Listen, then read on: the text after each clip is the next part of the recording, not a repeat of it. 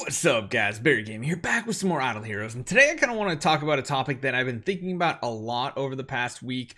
We have all these new resources: spiritual essence, spiritual sublimation. We have the new cores out. We of course still have Stellar Shards, cores of transcendence. There's a lot of different currencies right now, and I feel like there's some people chasing the newest stuff a little too hard, because even when I look at my account myself, I'm running into a one big pitfall by doing that. And that is, we're running out of certain resources to actually level them. So let's talk about it. Let's jump right into it. Hopefully you guys enjoy this one. Hit that subscribe button. Let's get going.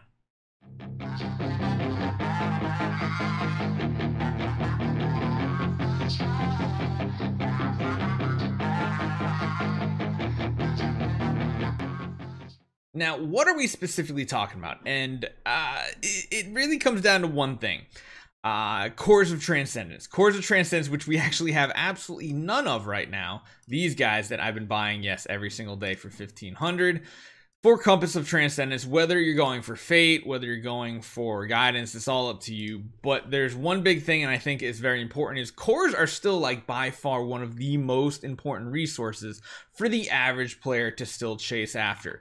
Yes, we have the new resources out. We have the spiritual essence. We have all the different essence sublimation levels to them as well. On top of that, we have the cores of origin that further enhance your team and give you some cool effects based on the Transcendence hero that has it. But are these as game breaking? Well, we could say the bugged out Jara one was pretty game breaking when it first came out. Sadly, I didn't get to use that, so I'm a lot further behind than a lot of people. But there is something that's very important. We're going to touch on it in a video later today that you'll see, and that is, we have like a full decked out Vesta by this point. We've used all of our essence sublimation chests properly, all this nonsense, and we have a full tree going. I will show you one thing as well. I accidentally put an extra point in past 100 because you can technically go to 120. I don't know if hitting 120 changes you into like an Origin 6 hero or not. I really don't know if anybody's gone that far. But one big topic is, look at how much spiritual essence we have. Look how many Stellar Shards it takes for each individual level. So let's just take a quick calculation. I know the Stellar Shards and everything keeps ramping up as you go further, but let's just say 160,000 just as like a cool even, times 20 levels. That's 3.2 million Stellar Shards, and it's probably actually higher than that as this scales higher and higher every level you level up. That's a lot. That's a ton. That is almost that's almost like a V4 hero, really. And that's the big thing that I'm running into even on my account, is we're getting all these new resources, the spiritual essence. We're not getting as many sublimation essences, but that's a whole different topic. I don't have anything except on her because I went all in on the Vesta because I love the hero so much. It's becoming a big issue because, yes, we can get a lot of these heroes leveled up, but we're getting to the point where the big thing holding me back is we're not getting enough Stellar Shards to meet up. You guys remember the event we had last week, the special one? It only gave us like 250,000 Stellar Shards. Yes, it gave us some cores too, but we got so much more spiritual essence that we couldn't even use, at least for me, because, well, Stellar Shards are the biggest holdback. And that is also another thing I want to talk about. It kind of also goes into, well, if you are getting too much spiritual essence to power up your individual heroes, that means you're really pushing all your power onto one, maybe two heroes on your entire account overall. Origin levels are important because, of course, as you level up, you get more speed, and speed is very important. But what you are going to start lacking is tenants that are actually V4, because you'll notice here, I think I was up to like, what was it? 20 to 22-ish V4 heroes at one point. Since then, we've actually regressed. We've actually regressed quite a few heroes just to get, or I should say regress their imprints, just so that we can get those Stellar Shards that I could invest them into these other heroes. Which is cool and all, but then when we take a look at our Cloud Island, you'll notice, I mean, we're basically have one full island done on our account. We have a little bit invested in a second one over here, and then after that, it's just absolutely nothing.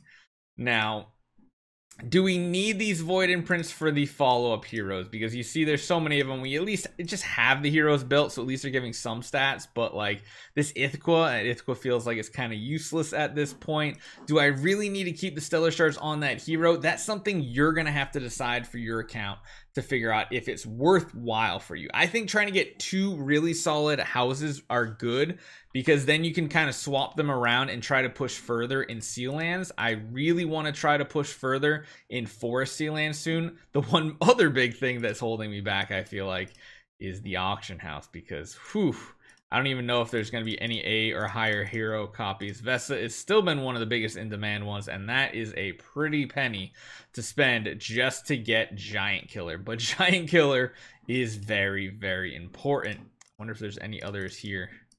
I almost wish they'd add like a pity system or something, because this is just ridiculous. In order to progress way to the end game, you just have to have A tier heroes, because Giant Killer is such an overpowered ability. Maybe in the future they'll make Giant Killer more accessible. That'd be kind of cool. I actually just had the thought that if they added more Soulstone levels, because they're going to be adding them this month, if they added like maybe super rare, you get like those Giant Killers or something.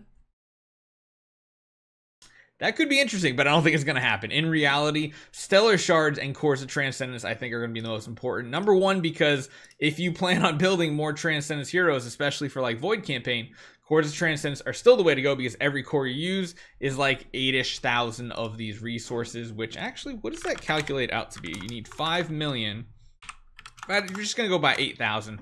625 just by themselves if you're only doing cores. Of course, there's a lot of ways to get them, but I would say in Void Arc and places like this, make sure you're buying out all the Stellar Shards, like from every tier. I'm even going to start not buying eggs, because we finally finished all of our star spawn. So I'm going to be spending every extra amount we can just on cores to try to get more Stellar Shards, because Stellar Shards are the most important.